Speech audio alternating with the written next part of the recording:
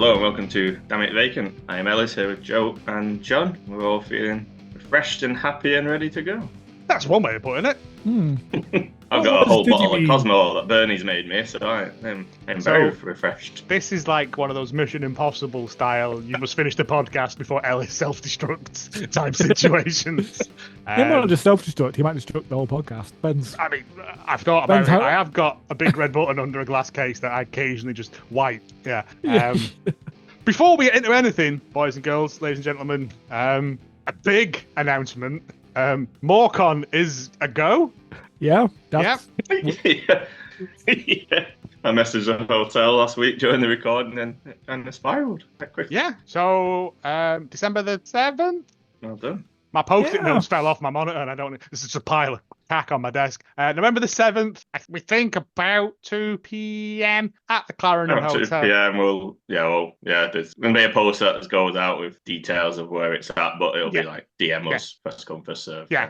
We're going to have some of OPW's top wrestlers coming in to do a bit of an interview and stuff with us in front of you. Yes, you, the people. It's limited spaces because it's only a tiny room because we are poor. So it is going to be a kind of DM us or DM OPW and they'll pass you on to us or whatever. We haven't worked out the logistics of that yet, but we have got a room. So that's like got a room. Step one, isn't it? Yeah. got a room, got eager talent. Yeah, that's about as far as it so far. That's all we've got so far. Not got a PA. We think there's tables in the room, out. But no, it's going to be good. It's also Morecambe's last show of the year. It looks like it's going to be an absolute banger. And for some reason, we're fucking participating in it. I listened to the OPW review today. So you guys were just like, "Oh yeah, that's probably not happening though." They're like, "Oh, I know. Yeah, how did this happen so fast?" But the thing is, the Clarendon is right next to the Alhambra. It's literally a stone's throw from there.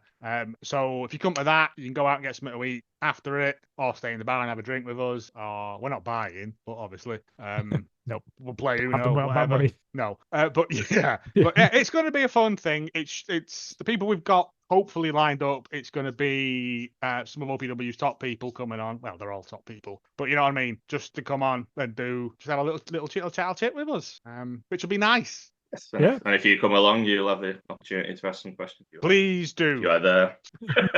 Have I got to get one of those microphones on a big stick and be like, the lady in the red shirt, like on Newsnight? Because I don't think I can do that. No. Yes, it'll be good. When the official poster thing goes out, that very kindly been helping make for us, it'll have the talent on who are coming along to it. Cards all cards subject to change. Everything about this is subject to change. Yeah, it might not even be us doing it. It could be 3 other people. You wouldn't know, would you? That's the thing. You don't know our faces. Right? True. We could wear Slipknot masks. Let's do it. I mean, I should, because if you see my face, it's horrible, isn't it? It's like a fight in a pancake factory. Yeah. But yeah, that's the big news, boys and girls. I'm kind of excited for it, and also shat in my pants. Yeah, that's the vibe. Yeah. Oh yeah, what are we doing? Why are we doing this? Okay. Oh, this is kind of like the same as when I got married. What's Ash said? But Ash is all over that. Yeah, she's excited. Yeah, but she's she's not doing it though. No, but we can plant her in the audience like Lynn in Alan Partridge and get her to ask specific questions like about badge and blazer tie combinations. Let's do it. She'll be up for that. It'd be fun. Again, I don't know whether they want to do it seriously or they're going to let me give members of the audience their elite triangles and shit. I don't know. Like, I kind of want to just do silly bollocks, but that's just me as an idiot. Room for everything. Well, there'll be more information and when we as we figure it out. As we figure out what this like 3 month, maybe longer joke has suddenly become reality with 4 weeks ago. So that'll be good. Also, I should have said it last week, to be honest, but we hadn't had Friday night at yours, Joe. Happy Diwali to last week. Thank you to Joe for wonderful hospitality last week and the wonderful Harvey for Jesus, that was some food. I'm still eating it. Oh man, I've eaten so much dal this week. Like She's Oh, furious. good I'm week. not eating loads of it. I know, but you can't have it every day because it's full of butter and cream and it's celebration food. And all that weight I lost when I was outrageously ill the other week has just come back with a vengeance. Like, I see. the curse of middle age, I guess is what it is, isn't it? Yeah. But yeah, it's yeah. There was that. Not even that. It was fun. It was a fun night. Yeah, that was good. And the night after, I went to Bolton Town Wrestling, which was at Bolton Lads and Girls Club. A tremendous show. I know I've talked a little bit of smack about Bolton Town Wrestling in the past, but I think it's like they've really, really hit their stride now. They figured out what it is they're doing, where they're going and stuff. Couple of standout matches, the Heaven and Hell match, with 5 men with kind of like a double Money in the Bank situation, but one of them's got a bad thing, one of them's got a good thing in them, and you don't know which one's which. Yeah, that was a lot of fun. That's cool. A bit of faction splitting up there against the North Wales Dojo and stuff. Sean Only against West Danger. West Danger is a child and is tremendous. He's 17, according to the lad in front of me. Remember that time? I think at the last show I was at, and the lad, I went for a wee, and the lad in the toilets was telling me about blading, about gigging, like about yeah. He was sat in front of us, and he was like, "It's you again," and I was like, "Oh my god, my toilet friend." And he was talking to us all the way through, and he was like, "Yeah, he's 17," and I was like, "He's really good." Big sort of kid Lycos energy about him, probably because of the hair. The tag match and stuff were great. Women's match was fine, but they're both quite green, and so it did suffer from that a bit. Took my friend who had never been to a wrestling show before, absolutely loved it. Absolutely loved it. My brother took his friend who'd never been to a wrestling show. He said he enjoyed it, but he was not joining in as much as everyone else was. But I guess that's just kind of like an embarrassment thing or whatever. And I'm like, no, mate, you can yell pretty much anything. Just don't be offensive. Like, you can boo and hiss and whatever, but like, don't be like, yeah. But the main event thing that got me most excited was Stocks. I'd say friend of the podcast, but he's been on. We did an interview with Stocks. He's now full babyface over there against their current number one contender, Isaac North, my spooky favorite number one boy. North absolutely killed him. Like Stocks did his best, but you're going against a man that cannot be killed. You know, I think what is dead cannot die again. At the end of the match, though, Rarebit, the previous number one spooky boy, returned, new mask. Over as hell with the crowd. Like, are we rebranding Rarebit as a face now? And he mullered Isaac North. So, oh wow, yeah, we get a spooky boy fight, and I've never been so happy. Like, genuinely, all the way home, I had a big daft smile on my face. I'm like, my 2 spooky boys are gonna fight. The only way this could be better is if Aitonstein somehow inserts himself into it as well, and then I'll be like, oh my god, they finally got my letters. They're actually booking this just for you. It feels like that, yes. But then next show is the one before. There's another one, Saturday the 14th of December at Bolton Lads and Girls Club. It's a tremendous venue. They got food, drink, stuff, very cheap. It's a good sized room, lots of toilets and all that. And like, it's a safe sort of, we talk about like you can let your kids wander about and stuff. It's got that sort of thing about it. No, nice. But it's Saturday the 14th of December. Bolton Town Wrestling Dive Hard. That's what they've called it after the Christmas film. But yeah, if you're in the area, come along. I'll be there. It was a really, really fun night, and I think my friend's now bringing her son to it because she had so much fun. He'd love this, and I'm like, yep, that's what wrestling's all about. Bringing people together. Spread the word as well. That's why I really like doing all this indie stuff, because one person goes and they're more likely to bring one person, and that's what it's all about. So good work. It was good fun. Cool. Before we get into news, is there anything we should know? Oh yes. So my spy network has been in touch about the erstwhile Miss Skinner. Apparently he and Barbie have been busy decking out the Skinner cranny to make it more cool and like livable. So from what I found out so far, they fitted a water cooler and they filled that with Diet Coke. They've got a special hat rack for Ian's ceremonial bonnets and a special mini trampoline that they take it in turns to bounce on in the vain hope that it will dislodge all the earrings off the racking in the Claire's accessories downstairs and upstairs.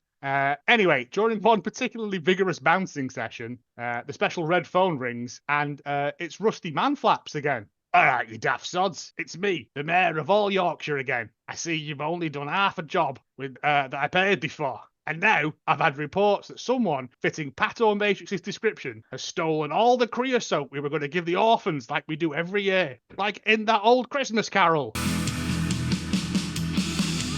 Well, you've not got a dad, you've not got a mum, but a bucket of creosote will be your festive Chum, this Christmas time. I need you two daft airpods to pull your finger out and send this Mardy git back from whence he came and return all that festive tar to me. So Ian put on his special bonnet and went out in night air. Jones. Jones. Jones. One day I'll make it through without corpsing, but today, not that day. Somewhere that rain. Yeah. The reason I did it was I kind of miss him. It was kind of like the highlight of my Saturday morning. It was like, oh, he's made it infinitely better. Yeah. Okay, yes, news. There's been some WWE releases this week. Tegan Knox, Baron Corbin, and Indy Hartwell are leaving. Corbin was informed his deal would not be extended. Internal speculation being that his deal runs until the end of the year. Numerous indie bookers have already asked Fight for when he'd be available, with one top booker saying that they hoped he would continue with his wrestling career. Tegan Knox and Indy Hartwell were released and will have a 90-day non-compete that will see them eligible to wrestle elsewhere at the start of February 2025. Knox has not been on WWE TV in over 6 months and hasn't been booked for dark matches or live events in months. Fightful have heard no extended creative plans for quite some time, although she was occasionally SmackDown tapings. She was injured for long. She had like a So she's done a knee twice. She came back from a knee injury and then did the same thing again, in a return match. She's tremendous wrestler. Oh, tremendous wrestler, but I've just not seen her in so long. I've forgotten. Yeah. No, yeah. Indy Hartwell was probably the most unexpected of the group. She had a match on last week's SmackDown that was taped recently. It's not like she wasn't being used. When asked for reaction, several staff and talent felt she was coming into her own with social media skits recently. Yeah, she's been doing great. On that taped match as well. That taped match then aired after her release, or on the day of her release. Wow. Yeah. She was released on the Friday evening and then it was aired a couple of hours later. It was very bizarre. Very strange. I mean, it's not the first time they've done that, though, is it? No, but you're hoping this is like, a bit more of an organised era. And Baron Corbin also was doing filming for the Netflix adverts. Netflix adverts. Which Sean Ross had reported, and then Baron Corbin underneath it wrote, "This is a fact." Fightful weren't told of any reason given talent about the cuts. Just as talent was informed on November 1st. And they did not find out on social media as the rumours were. No, Indy was doing a bit, weren't she? Like, you can tell it were a bit. Yeah. I don't know. I kind of want Indy to show up in AEW and, like, try and reconcile with, I don't know. There's just, Maybe. Like, I don't know. Not Adam Cole, but, like, I don't know. Just. I'm trying to think. Did she not? She must have done something with someone who was in it. No, she hasn't actually. No, has she? No. I got confused in my head there. No, she's great. I mean, she was NXT champion, and she got moved to the main roster. Had to drop the championship because she went up, and then didn't do anything with her.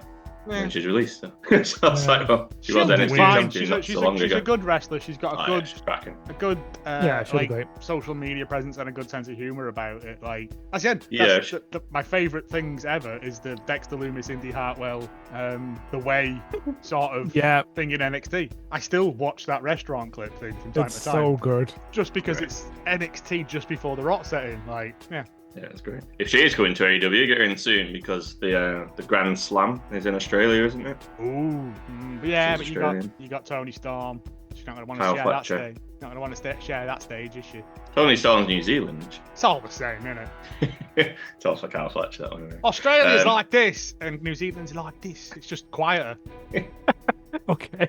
There's facts. In most sad news, which is also very strange, which I'll explain at the end, Marco Stunt has announced his retirement from professional wrestling.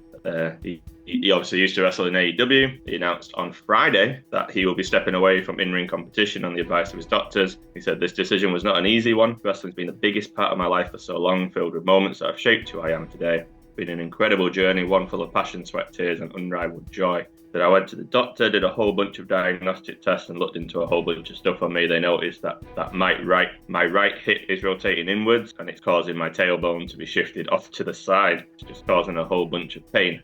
That's horrendous. Yeah. We caught it early enough to where I don't have to go and have surgery next month or anything. We're going to see what we can do, but the recommendation was for my long-term health to step away. There's the possibility of being paralysed. There is that possibility of being paralysed. That was the wake-up call. Yeah. I've got a family now. Not everybody knows that, but I've got a family now. I've got a daughter. The last 2 years have been a whirlwind of great stuff, and obviously there's been some not so great stuff that has happened as well. I'm in a great place in my life, regardless of having to step away from the ring physically. I'm happy where things are going. I'm happy where things are looking. I'm excited to have a family and to grow a family, to focus on that as much as I can, while still doing as much as I can with wrestling. You know, the right hip rotating in, like, how even does that happen? I don't know. Just to say, there's way more to this quote, but it would have been a very... Oh, no, I read the whole thing because...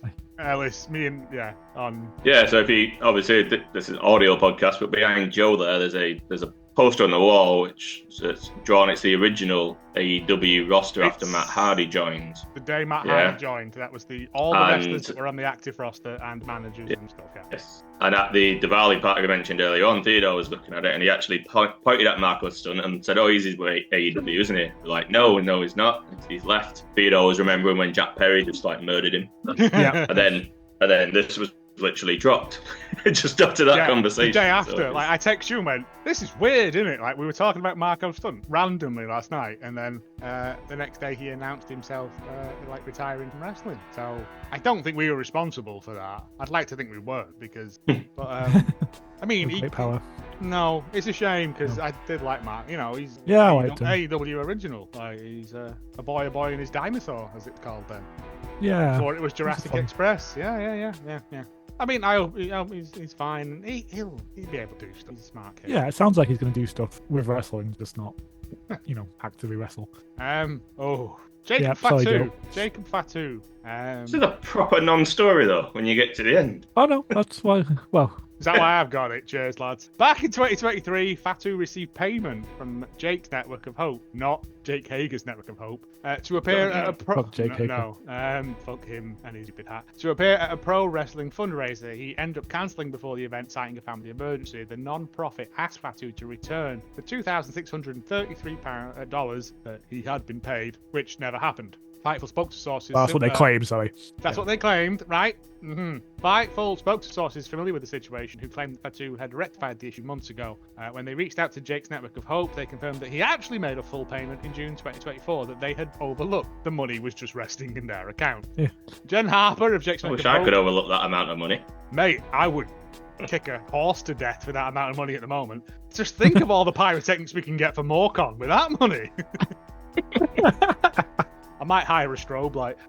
Jen Harper of Jake's Network of Hope issued the following statement to Fightful. In May, Jacob Fatu reached out with a heartfelt apology, initiating a meaningful dialogue that allowed us to work together with all parties involved to find solutions and fully resolve the matter. This event aims to confront the challenging realities of poverty and the immense obstacles to overcoming it. While not everything unfolded perfectly, we were grateful to the awareness raised around diaper needs and substantial costs of providing essential products to families. That reads like when I get emails from managers at work, just like lots of superfluous words that could be. I know. I actually wanted to edit it. But no. Like, why not just put? He got in touch with us and we sorted it out. We're a charity that provides for like poor families. Superfluous needs. All right, Dickens. We especially want to thank Now Wrestling for their incredible support. Their commitment to raising awareness, along with their generous donations of 50-50 raffle proceeds from recent events, has been invaluable. See, even Jacob Fatu does fucking raffles, boys and girls. Yeah. Has been invaluable to advancing our mission. An essential part of wrestling.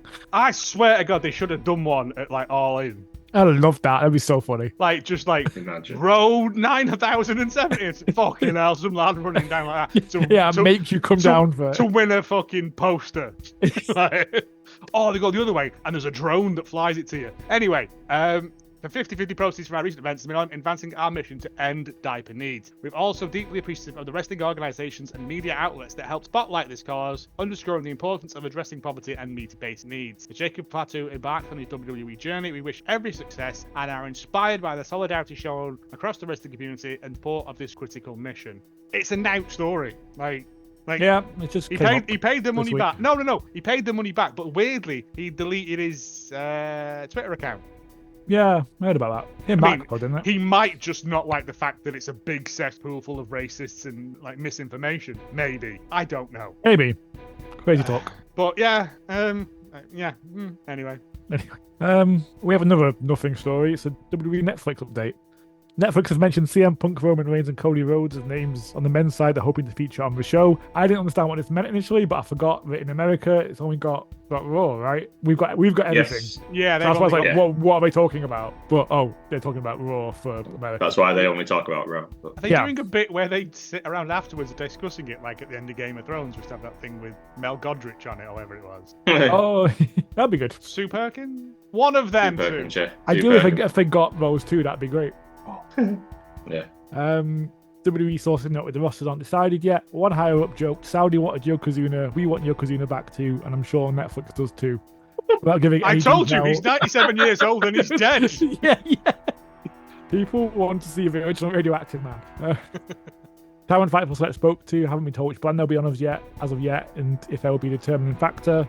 Anyway, said that number of talent from both SmackDown and Raw, a Netflix commercial and video shoot on October 27th, including Baron Corbin, good organisation. And Cody Rhodes and Netflix had also discussed a potential movie role, which didn't end up happening. So this is a big nothing update. It's like, we discussed some stuff, we don't know anything about it. I mean, And also, Cody had a chat about a movie role, but that's not happening either. He's not having it. we did weeks on that TV deal. Weeks on that TV deal. Like, and 90% of that was now, weren't it? It's just Yeah. Cody This ain't far away. This is like January. 8. Well, yeah. I mean, in terms of like how many Monday Night Raws there is until it, there's about 7. 7? Yeah. Yeah. And they normally do a 'Cause they- pre-taped on Christmas anyway, don't they? Yeah. I don't think they're doing anything on Christmas this year. But It's yeah, not far away. I also want to know what film Cody Rhodes was trying to be like get into. Like, he's like, so it's like The Boys, but I'm Homelander, but I'm good. It's like, that's not how The Boys work, Cody, Corey. Do you see him with the actual Homelander cape on? Yeah. Months and months ago. Oh yeah. It's That's good. best in film, I don't know. Whereas this week, I've not watched it yet. I've just seen snippets. Seth's done an hour-long interview, and he was talking about he's done movie roles. He said, "I don't enjoy it." So I don't really enjoy doing that. He said he sees himself being more like someone who stays in the business and gives back. That's fine. He's obviously far away from ending his career, but he's closer to the end than he is the start, and he sees himself more as what Triple H has done rather than what The Rock's done. That's fine. I'm just thinking about it. I would kill to see Seth in like a kind of reboot Willy Wonka. Because he's He already did got say all if them. there's any roles, contact me. That might He's be right already up got his all street. them little people, Annie from Mania, that he hangs about with. So there's the Oompa Loompas taken care of, like. Yeah, One of and my then we happiest entrances. again, one of those ones I go back and watch just to go, no, it is mad. Yeah. Imagine being there live, because obviously with the camera, when you watch it on TV, it pans around to the full thing. But if you're just there live, you're like, what's going on over there? Dave, what the fuck's happening there? Have I gone to Oz? What's happening? Love it. Becky Lynch stuff on the latest episode of the Backstage Pass. You just do it No, you all. just Oh, did it's the last fine. one. I'll just sit. No, I just did didn't. the You last did. one. You did. Wait, I did. John did, Did he? and then I go after John. I'm not. You're not the one who's been having Cosmos either. Becky Lynch rumors. On the latest episode of Backstage Pass, the coach said Roman's at that 15 to 20 million mark. TKO doesn't want to pay. TKO doesn't want to pay anybody. Then you got Cody Rhodes, who's making 10 to 15. Then Seth, who is Becky Lynch's better half. He's probably in that 3 to 7 million range. So reportedly they were asking for over 2 million a year. They didn't do it. They paid her. She'd be on the show. That they are desperate for females now on the main roster. Fightful reached out to half a dozen sources Females, yeah. in the, on the main roster, like NXT's. Yeah. Fightful reached out to half a dozen sources in the know. They all shot down the rumors. Becky and WWE are still on good terms. They're respecting Lynch's decision to take time off. Those they spoke to in WWE claimed that if Lynch wanted to sign a deal before her absence, they would have done so. The 2 million number is outright denied by everyone who would know it. Lynch didn't ask for that amount. We're told WWE would have jumped at that number if she did. General pay scale for top tier talent in AEW and WWE are way above that amount now. The contract would be well beyond 2 million a year. In speaking to both sides upon Becky's absence, it was intimated that each side expected to work together again in the future if the situation called for it, and the only number in that quote that was said to be accurate was Seth Rollins, and there's no reputable outlets reporting that. That explains then why when I watched the Raw post show with Sean Ross, he was like, this 2 million number is a joke. He went, if that was true, she'd be on here, employed by Fightful for $2 million during this post show, because she is way above that. Yeah. I was thinking that 2 million sounds like an absolute bargain for Becky Lynch. Yeah. I mean, we can't afford that. It'd be funny to get her to Morecambe, but it's not going to happen. She may be at Morecambe. I was gonna say, if we we'll get an orange Warby's loaf, mate. She loves toast. Although at Morecambe, the breakfast, you've got to pre-order your toast. You can't go. There's no toast machine to operate. Yeah. That's it then. Yeah. It's not going to happen. Based entirely on the lack of toast. I mean, I will donate my toast to Becky Lynch if she does show up. Right. That seems fair. Kind of you. Hey, that's the kind of guy I am. Ellis not prepared to. John not prepared to. No, toast's mine. One white, one brown. Brown for Maine, white for pudding. Yeah. Dustin Rhodes. Fightful Select reported that Dustin's deal with AEW was set to expire at the end of September or the start of October. Rhodes has not wrestled for AEW since then, despite being Ring of Honor Tag Team and Six-Man Tag Team Champion. Sean Ross Sapp was able to confirm that negotiations between the two sides have been ongoing, but it claimed that nothing was done as of yet. Rhodes has wrestled more matches in 2024 than any year since 2020. He's on pace to have his busiest in-ring year since 2018. In addition to wrestling, Dustin Rhodes has been helping out the women's division in AEW loads. Well, like, again, I fucking love Dustin. I think putting those belts on him was kind of like go on, stay. Yeah. But then he's kind of gone, well, I'm not signing nothing until I've got like what I want. And they've gone, well, you can just hold on to those belts then. It seems kind of weird. But I know I've read from a lot of the women in AW that he does a lot. He helps them out a lot, training and stuff. So, and I love, like I said, when Dustin busted out that senton off the apron, like the cannonball off, I was like, oh yeah, Dustin, you're 100 years old. Stop it, man. Him and Sting, people whose spine should be in far worse condition, yet somehow. Yeah, and yet just, I don't know, wrestling, innit? Pretty much. Mini stories. Liv Morgan confirmed on Impulsive that she signed a new 5-year contract with WWE recently. In case there's any doubt, Rhea Ripley is legitimately injured with a fractured orbital bone. That was not. Yeah, the X-ray. That was after we finished recording last week. She put that. The week before in Raw, she'd headbutted either Raquel or Liv, and I think that's when she'd done it. I owe my mate an apology because I was like, it's probably work. Mystical announced in CMLL Informer this week that he's relinquishing the middleweight championship and moving up to go after light heavyweight belts in the future. Said that for a long time. I wish I'd looked up how long I meant to, but I haven't. Kenny Omega appeared at New Japan Power Struggle and teased a potential in-ring return for the Wrestle Dynasty event on January 5th in the Tokyo Dome, and also had a bit of a fight with Gabe Kidd backstage. So Omega back soon, hopefully, please. In some ways, the world is healing, but in other ways, the world is getting worse. Omega returns. Other things we're not mentioning for our mental health. Well, as John said before, if Kenny Omega could just de-trigger Donald Trump, I was like, it would start an international incident. That's the one reason that can't happen. That's the one reason it can't happen. It would. Yeah.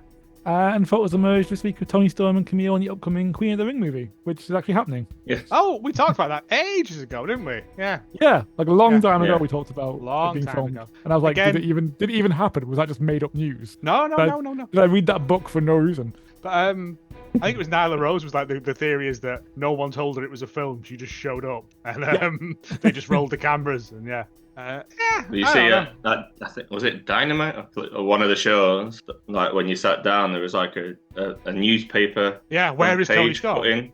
Oh, was there? I didn't see that. Yeah. Cool. Stolen that from Isaiah Quinn, obviously. Of course. Show reviews then. We had a Fright Night Dynamite. It was on the night before Halloween. Yes, night before Halloween.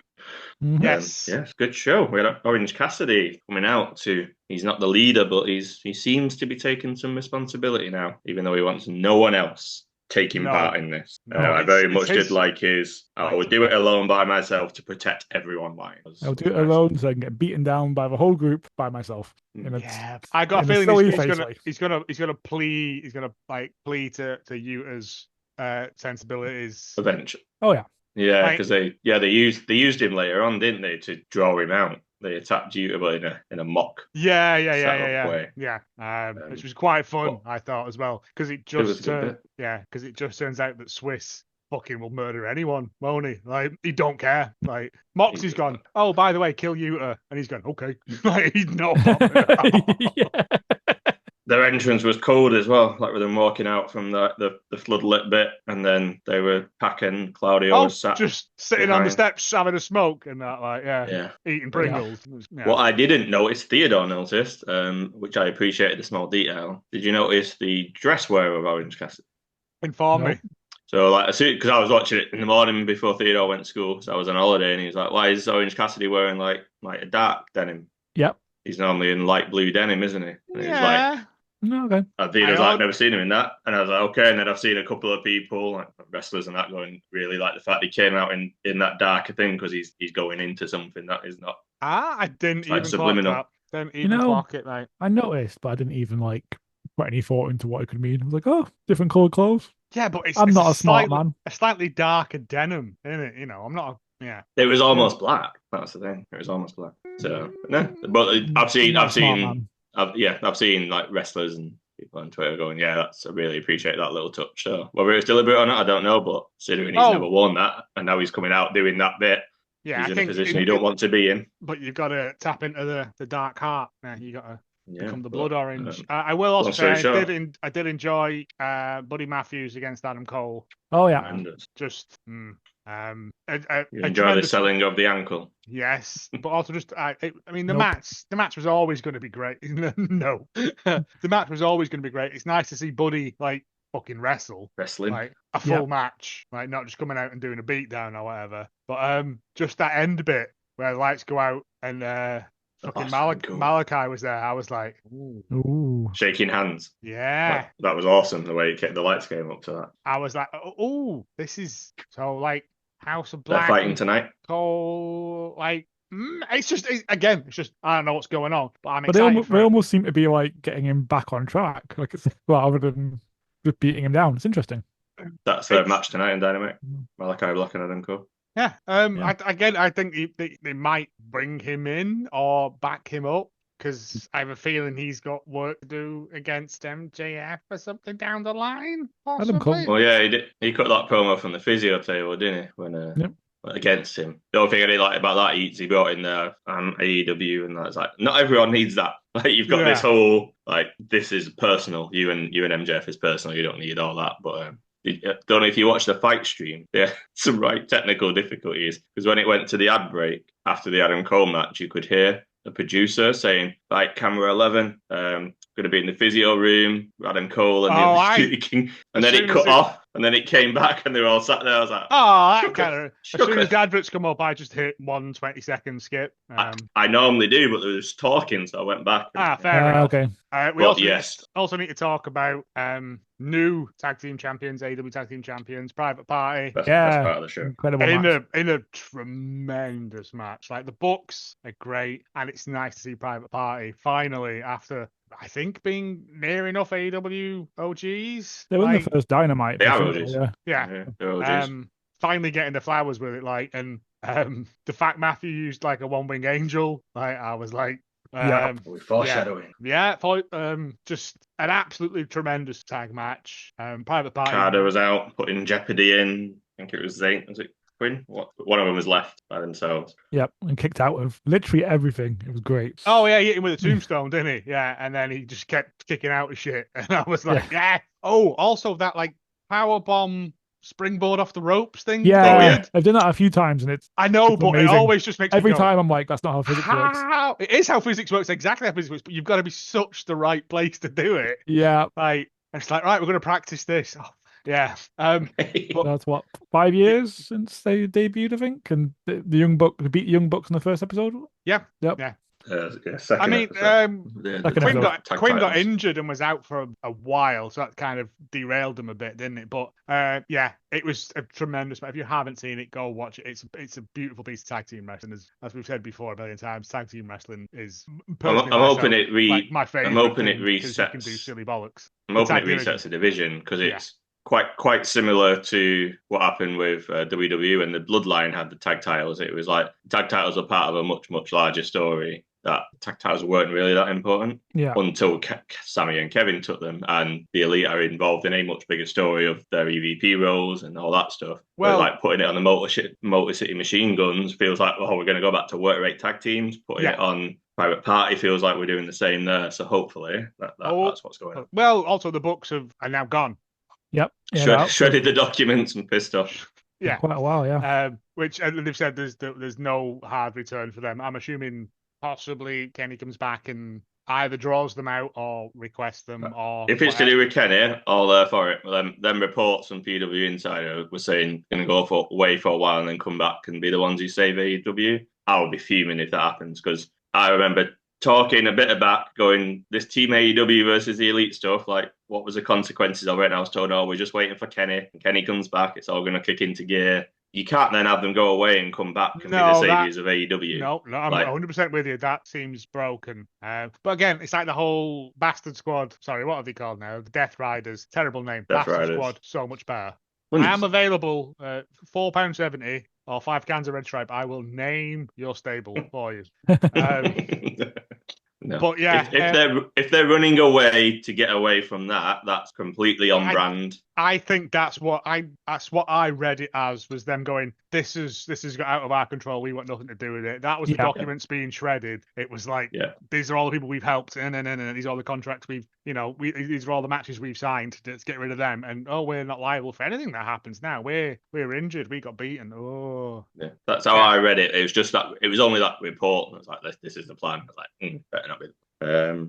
Yeah, that was the highlight of the show. I know we had Swerve versus Shelton, which was tremendous, but that tag match was the pinnacle. I know, but also we can't deny that the Swerve versus Shelton was also tremendous. And then Bobby Lashley comes in at the end, and I was like, oh, okay, so we're doing the Hurt Bastards, the Painful Syndicate. The painful gang.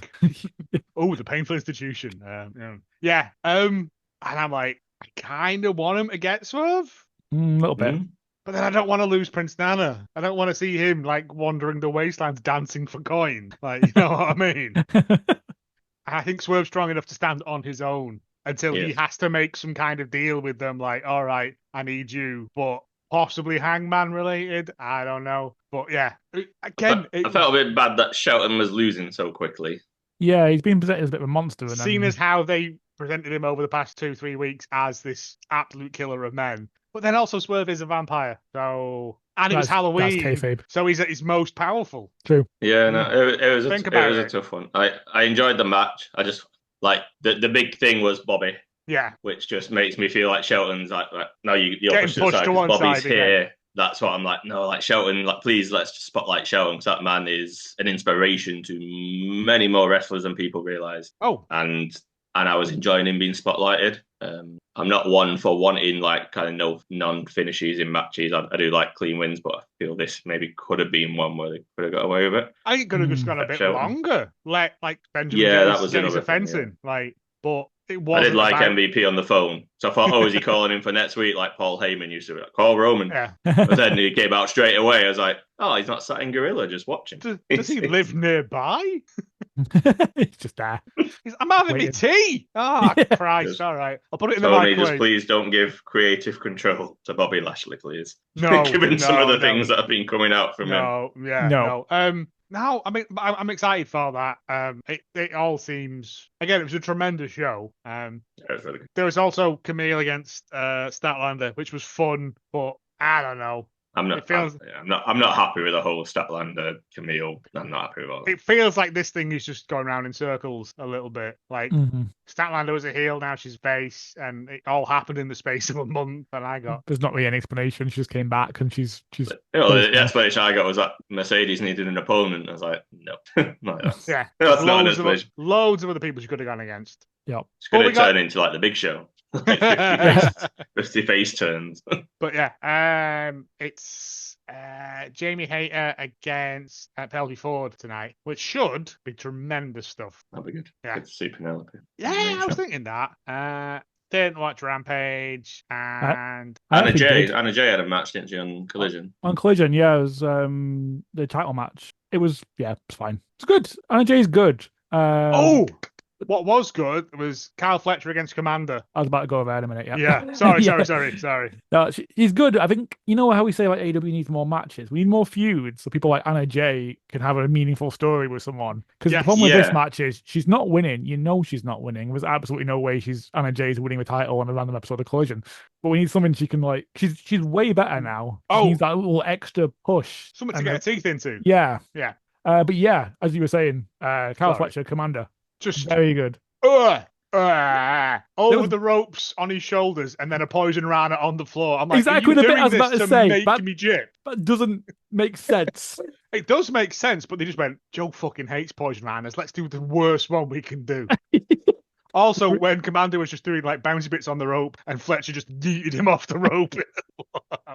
Yeah, Like, I think people Fletcher's- have figured out the counters to the rope stuff now. Yeah, just push him. But again, a great fun match. And also the Mark Davis turned up as well afterwards, so he's back. oh yes, Davis is Yep. back. But I was going to say The Jack Perry, Daniel Garcia.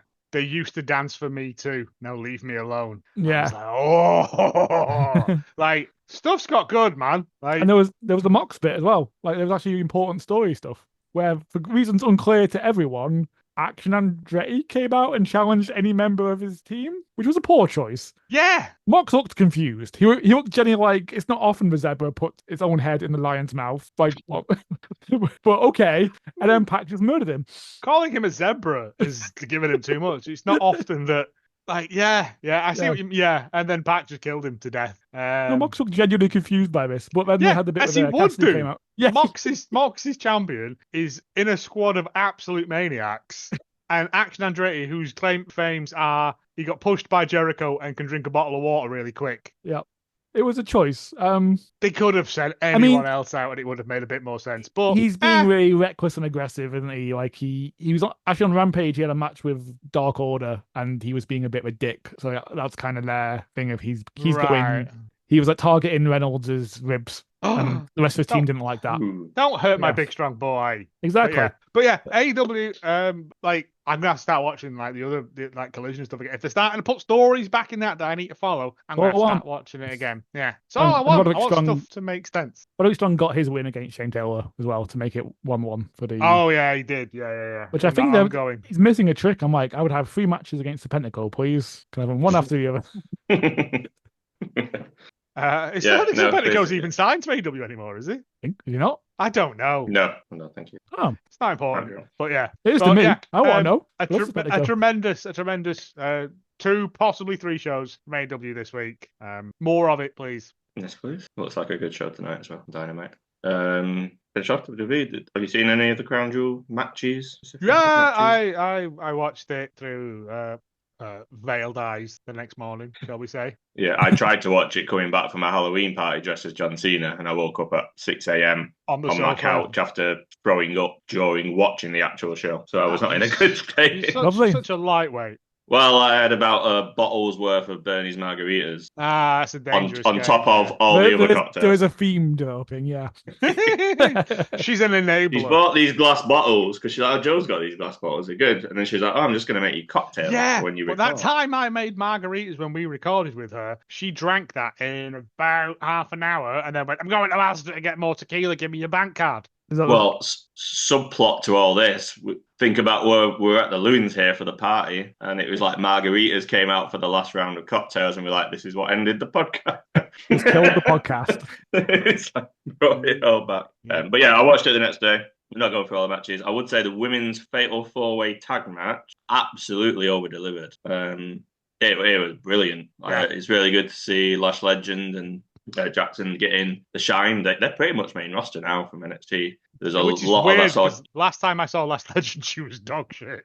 Yeah. But So she that was improved. like it. Yeah. Oh yeah. Yeah. I'm not saying that.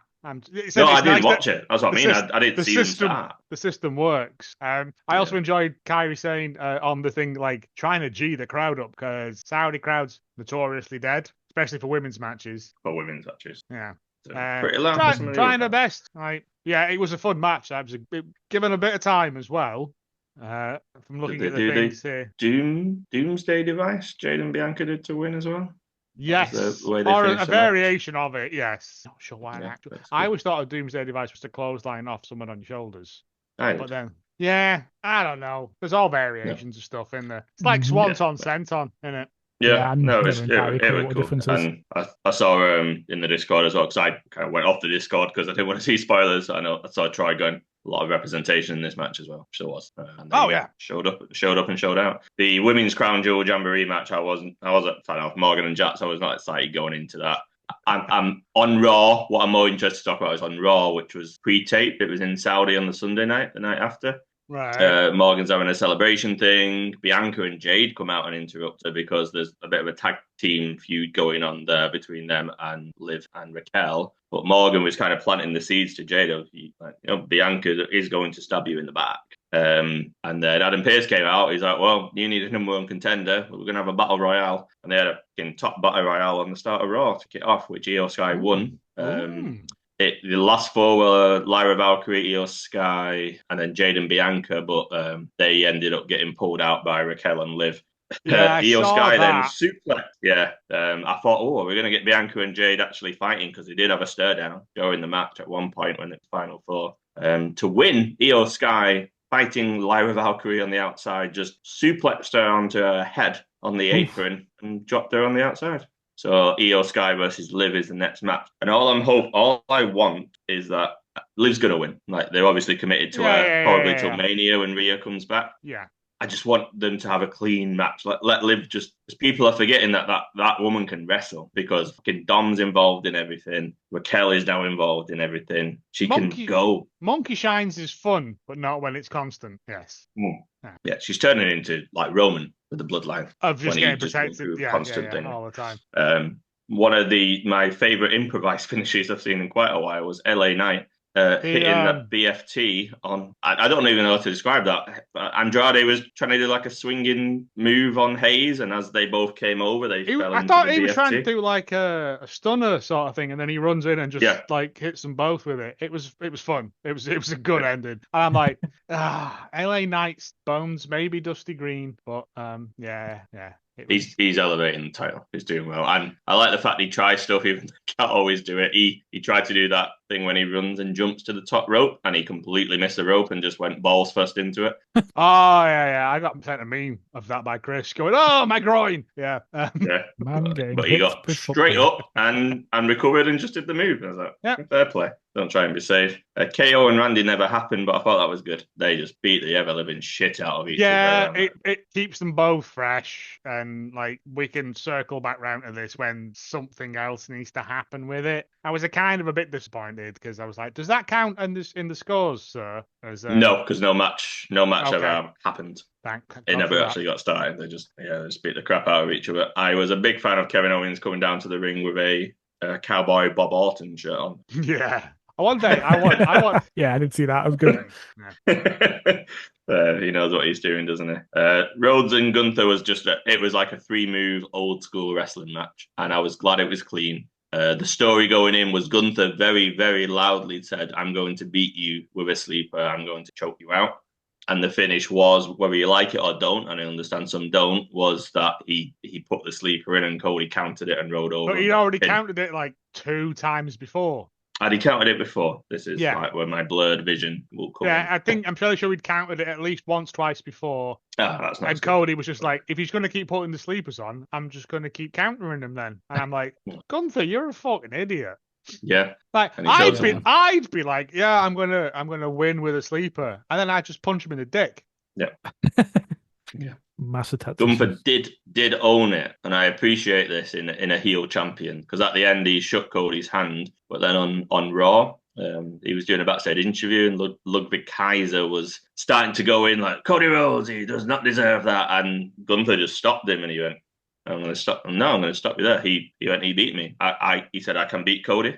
I know I can beat Cody. He said, but on that night, he was the better man. He counted me. He won. He went, I need to do better. Yep. And then he went, and tonight, and hence the next match we'll come to, he went the Fatal 4-Way on Raw. Damian Priest, Dom Mysterio, Seth Rollins, and Sheamus was then going to determine a number one contender for Gunther down the line. And he was like, this match is happening. Everyone in there is viable apart from Dom Mysterio. And he went, Sheamus. He went, you remember Sheamus? Ludwig, because Ludwig got injured by Sheamus and hasn't been able to beat Sheamus. And he was like, you need to do better. I need to do better. But he owned it. And I'm not really used to seeing heel champions just go, yeah, I lost and I deserve to lose. Again, maybe don't announce to your opponent what you're going to do to him. Yeah. Oh, he's learned that's a bad idea now, and maybe he won't do it in the future. Exactly. Which leads me on to this. He'll use my approach and then punch him in the groin. Yeah. Which leads on to a match I very much enjoyed. None of us got it right, but I kind of understand it not being right as well. It was Bronson Reed versus Seth. We all went a clean sweep Bronson. I very nearly changed my mind because just before the show started, WrestleVolts had tweeted out that on Raw there was going to be this number one contenders match and Seth was in it. And I was thinking, well, you can't use additional information. Once the thing goes out, it's locked in, son. That's why I didn't change it. But I thought, well, Seth's surely winning here then. Sure, surely winning. Yeah. It felt like that when that was announced. Yeah. But the match itself was good, and this is one of them where you can look good in defeat because and I know it was the hard way blood, the curb stomp onto the step on the outside that cut his eye. Okay, nope, don't like that. Made the visual at the end when Seth basically turned around to kind of celebrate, and Bronson was just stood up in the middle of the ring staring at him, and he was like, fucking hell, like, how are you stood up after I've just given you curb stomp on the steps, a normal curb stomp and a super curb stomp with the blood coming down from his eye. So it was clear to me that's not finished. No. In which case... Not at all. Not at all. In which case I'm okay that Bronson lost because Seth's the kind of guy who he can find a way to win. He's a wily old veteran, and he did. And at the end of it, Seth sold it with his face of like, Jesus Christ. And he did a post-match interview. He's like, I'm telling you, like, we're not done. Sometime in the distant future, we're going to go again. He went, I am hurting. I don't even know if I'm going to make Raw because of what that man's just put me through. Again, if you look at it after like the 97 tsunamis that he hit on him, like it's retribution. It's that thing. Yeah. So this is like reverse booking because not like if you go Punk and Drew, like Drew won the first one, then Punk. Babyface lost the first one, came back and won two. This feels to me like it could be the reverse kind of thing where Babyface has actually won the first one, and the heel who is less experienced than him, less wily than him, has to figure out, well, how am I going to be the one that beats him? A bit like Bron Breakker beating Sami. Because he lost first time. Yeah, okay. Yeah. And then he was like, oh, yeah, I was overconfident. And then he took it seriously. And then that played out on Raw because in the Fatal 4-Way at the end, I knew Bronson was costing Seth. Like I was like, that's just written now. Seth ain't winning this. Bronson came out, but he didn't just cost. He beat Seth up, but then he beat Sheamus. Tried to stop him. He beat Sheamus up. Damian Priest tried to stop him. He beat Damian Priest. All he cared about was that Seth didn't win. So he tsunami'd Seth through the announce table. It looked like Dom was then about to win. I was like, but then Priest ended up breaking up a pin and getting the win himself. Bronson didn't care that Priest had won because all he cared about was Seth had lost. But after the match, Priest was pissed off that Bronson had got involved. So you've kind of set up a story here of Priest being pissed off at Bronson. That's ready to go. It cheapens your victory, yeah. Yeah, so Seth and Bronson aren't done. It was a great match. As we've said before, who would have thought stories in WWE? who would put the thing is? And then the opening match of the show was OG Bloodline versus new Bloodline. What shocked me here, and I was glad it happened, is Jay did not come out with them. Jay got his own entrance. Fuck me, that man is over. Over as shit, man. Oh my God. I was like, he can't. He can never turn now. Like, there'll be so many posters ripped off walls. Like, okay. John, have you seen a Jey Uso entrance? Don't say it like that. What? No, it's true because like it's just going like that. No, I've not seen one in a long time. And to be honest, when I do watch it, it's usually a few days later, and I probably skip to the matches. So I've even then. What? I don't even watch the matches now. I watch that's the best bit in wrestling. Yeah, but I'm often like watching it 5 minutes before this podcast. I'm like, go and find like his entrance here. It's off the charts. Was it when he was in Europe? When they were in Europe? Yes, in France. That was like it was like Seth levels. Like it was, yeah. Okay, and it's not just the entrance. There was a report this week that last month he sold more merchandise than Roman and CM Punk combined. Oh, they won't like that, the bollocks. It's not just an entrance thing. It's like okay, yeah, he's over. But again, but they've realised it also played into the fact he's not He is his own man. Yeah, he's not fully aligned with. You know, like when you get like a triple threat, like a random 6-man tag, and they all come out to their own music. It was like Yeah. the Bloodline came out of theirs, the OG Bloodline, and then fucking Jay's like, and I'm here, and got a bigger pop than like the rest of them. 100%. And Roman Wow, and okay. Jay were, Jimmy were like kind of taking it all in because on the not doing the SmackDown from the night before, but the main part was that Jay basically said everything to Roman that I mentioned last week. Roman just got the mic and he just replied to it and he went, yeet. Which he's always been no yeet, no yeet. But at the same time, you can look at that in two ways. You can go, right, well, he's acknowledged Jay. He gave Jay his entrance. He didn't interrupt him. He didn't put his hand out for the mic. He waited till the end. But at the same time, you could go, he's still not actually apologized for everything he's put Jay through. No, but again, But he has acknowledged him by saying, we're still waiting on the big Roman apology tour. Like, and I because think he's holding the apologies back. I think that will happen at some point. I think he's going to have to be like, no, you need to genuinely say, I'm sorry for how I treated you. And then all will probably be forgiven. Also, speaking of which, did you see the, the pitch that goes around every so often of the Usos and Roman with like a photoshopped young Sami in there? And then Sami responded, I remember this. It was when I first heard DMX for the first time and I heard music described as tight. Yes. Brilliant. That is amazing. Love Sami. That apology tour you mentioned, I think Sammy's the catalyst. So the match was inconsequential. Solo pinned Roman. I did not have that on my. I did not have Roman being the one taking the pin. Nope, nobody but did. It makes a whole world of sense. I mean, he pinned him twice. Yeah. He did what three solo Samoan spikes on him. No, I mean there was a very late call on one of the. When Jimmy didn't get into the ring, it was.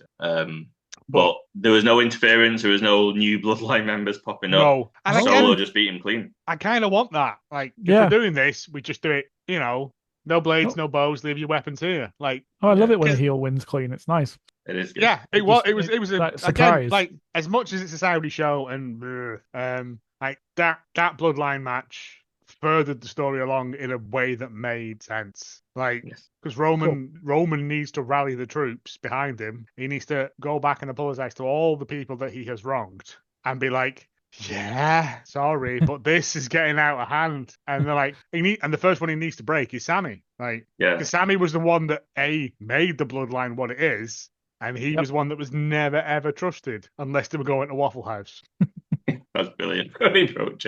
Again, it came up on my timeline, and I was like, "That's such a good clip." I forgot about that. Yeah, I forgot too. But yeah, and that played out at the end, didn't it? Good story, because just absolutely great story. After the match, beatdowns, Jay's in the corner about to get his head crushed with a chair, Jacob running at him, and Sammy's music hits, and he comes out, and you have the image of all four of the OG Bloodline with Solo in the middle. Roman goes for the Superman punch, I think it was. Sami goes for the Helluva Kick, and Solo ducks, and Sami takes out Roman. So you just end up getting arguing, and Solo looking happy at the end. And yeah, it was well done. And then that was followed up by I don't know if you've seen it, Joe, a tremendous segment on Raw where Jay comes out and he basically calls Sami out, and he said, "I just need to know, like." He actually says, "I've watched back the footage." I thought, "Oh my God, a wrestler had watched back footage." He was like, "I've watched back the footage," and he was like, "And I can't tell you. Did you actually mean to take out Roman, or was that an accident?"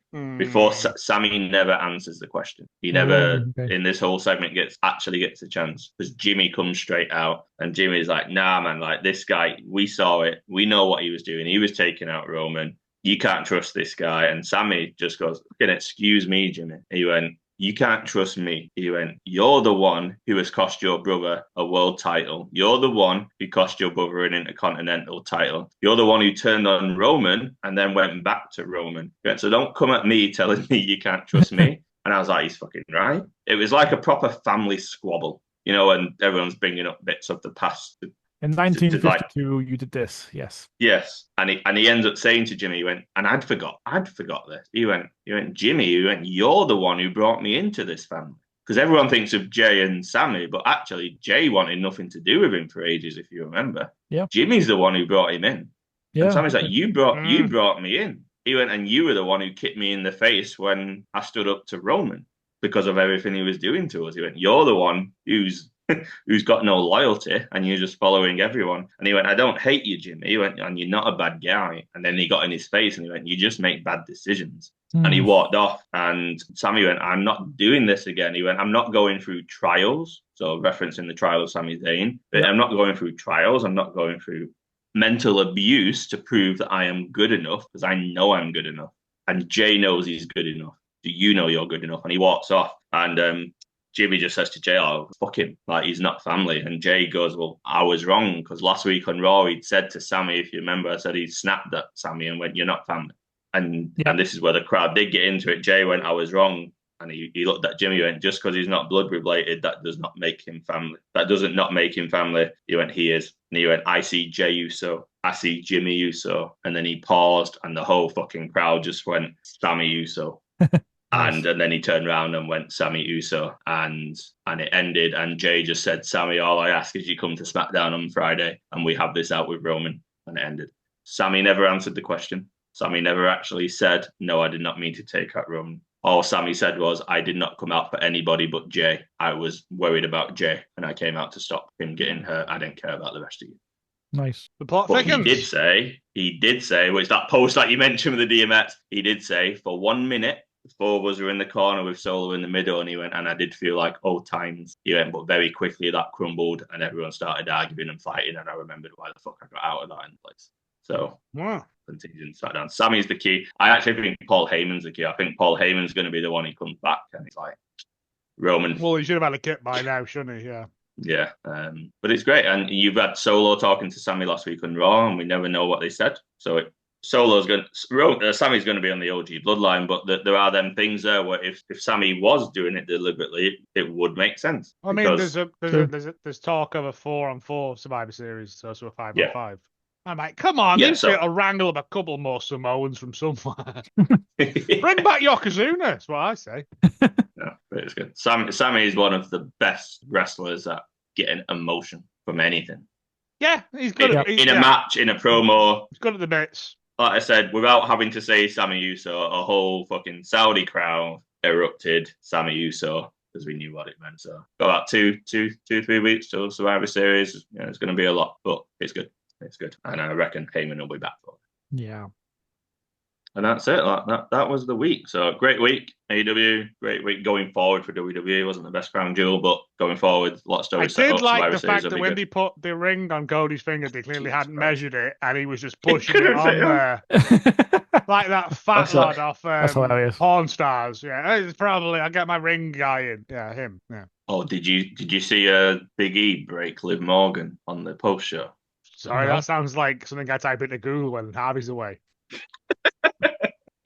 So it was a weird kind of post show. So Liv Morgan went on, and Big E does this thing where he does like his top 5 moments from the pay-per-view. And then Big E put Solo on it, and he went, Big E punishing the throat of the OTC. And Liv Morgan just went, Is there not a thing coming up soon as well for like the New Day? Like the Oh yeah, I meant to say that. So yeah, sorry, no, I didn't mean to say that. There was one other thing on Raw I went to mention. The Miz got abducted last week. Oh mate, I watched that. It was cracking. I only kind of watched the Wyatt Six stuff because that's where my head's at. Like, and then there's I can't remember who the person is who does the breakdowns of it, and it's like a Myth's Gift sort of thing, but someone else. And I will find you and I will credit you.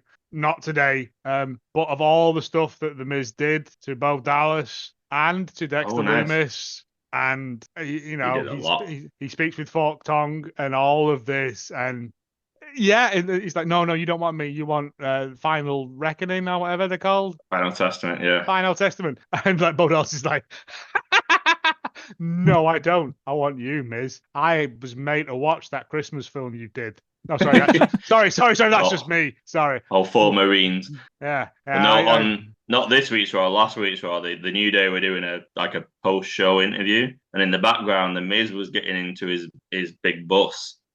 As he's getting in, he just gets dragged by his neck. Dexter Lumis just drags him away. Dexter Lumis. And then, if you've not seen it, it's fucking hilarious. Karrion Kross is then in his hotel room. He's just filming himself, like, doing some sketches. And Scarlett comes up behind him and goes, Scarlett, like, Miz has been abducted. What? He went, yeah, he's been abducted by the Wyatt Six. You best go look for him. And they went, how long ago was he abducted? They went, about 30 minutes ago. He went, oh, he's dead. He's dead. And then a few days later, Karrion Kross went, I found Miz, and he's in like a Target, and it's a toy figure of the Miz. But yeah,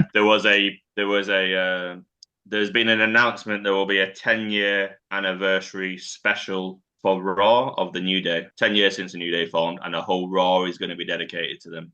They're at loggerhead.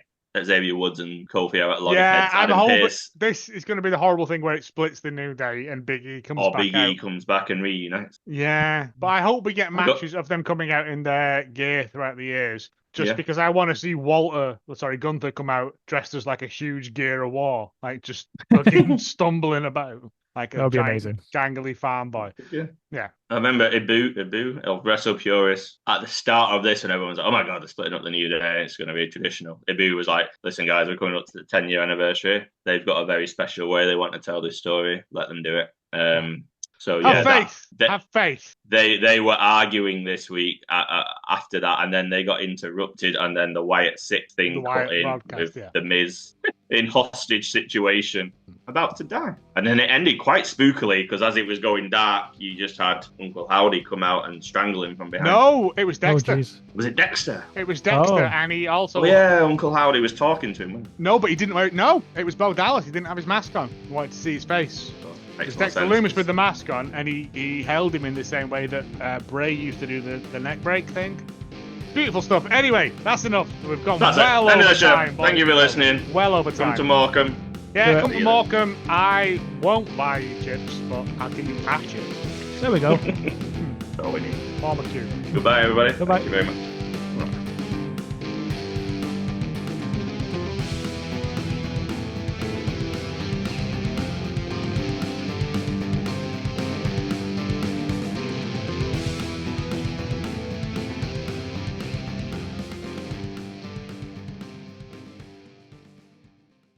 I took the dog out. I was like, "Way!" behind a hedge.